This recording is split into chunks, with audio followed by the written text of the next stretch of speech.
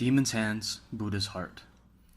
Guai Xiao Fo Xin roughly translate to Guai, ghost or demon, Fo, Buddha, and Xin, the heart. My right wrist bears this tattoo for a reason, but it is rarely what people think the reason for me marking my body was. I get asked about it often, as it is my only really visible tattoo, and the reactions I get when I translate it are generally quiet, uncomfortable, and then they change the subject. Just like when I go to grown-up dinner parties, and it's my turn to talk about what I do for a living. Oh, you're an engineer? Cool. I pursue enlightenment through bare-fisted murder. Would you like more punch? So generally, the conversation ends there. But I have had some people come back as they get to know me better and ask why I got the tat, and sometimes it seems worth it to tell the story. So I'm writing it down today.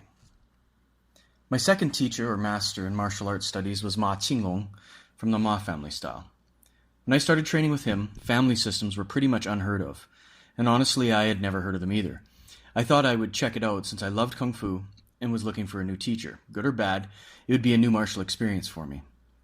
I was in the first day when not only did I get to observe the students who had become my older brothers training things that I thought only existed in movies or in the mainland of China, but I got to feel them as well.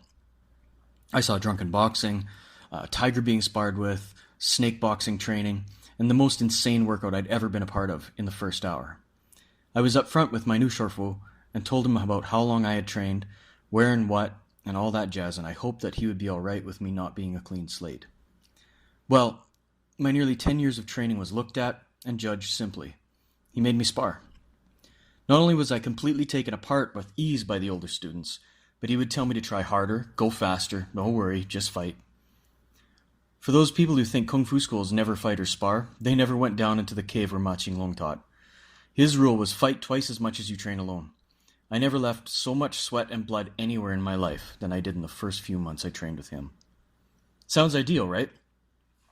He was skilled, old school, and he was a fighter.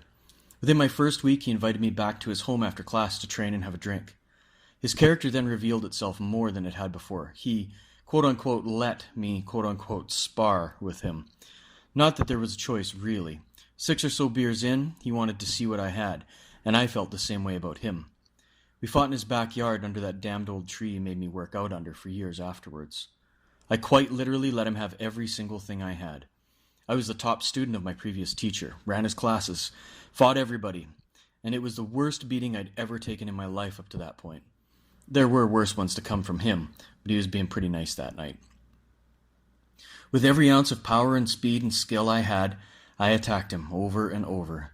He mocked and laughed at what I thought I had for power, and told me to kick him in the torso as hard as I could, which I did, and nothing. He didn't even take his eyes off me. He slammed my head through his white picket fence over and over, knocking the boards out one after another. I know I went through it at least once back first as well, from a throw of some kind. My memories are kind of blurry, as I am sure I was not the only one too many drinks in, but I was also concussed. When I woke up in the morning at home, I had blood under my nose and lips, and a black eye that would last for weeks, and the worst headache I've ever had in my life. My body was bruised up, and I could even see where some of the more memorable strikes had hit me. I had never seen anyone who could actually drive their fingers into someone hard enough to leave finger marks before. It was a good thing there was not a class until after the weekend. Of course, that thought was short-lived as the phone rang that same day, and he told me to get back to his house to fix his fence, since I was the one who had broken it. I ended up living with Shifu due to circumstances in my life, and he trained me every day, but unfortunately it was almost always brutal. Learn to fall by being thrown, learn to block by being hit, fight every day. We had some good times too, of course, going out and people watching and working on seeing people's injuries and their handedness and so on. Applying the martial theory all the time. But even now, 20 years later, when my Kung Fu brothers and I get together, there's always some release of trauma from him. It was a shared experience for us, and we were all treated the same way. You either took it or you quit. He didn't care at all. Shug talks about the day that Shifu broke his ankle, which I was there, I saw it happen. And Dom about having Shifu tear him open with his fingers. Seeing your own blood spilled from someone just moving their hands across your flesh is a pretty crazy thing. So why the tattoo? Well, most people think it is to remind me to be gentle with my students and not be like my teacher. Keep the heart of the Buddha within and all that. But truthfully, when I was on my own and teaching and training with other less severe teachers, I found myself so mentally injured by him that I swung too far the other way.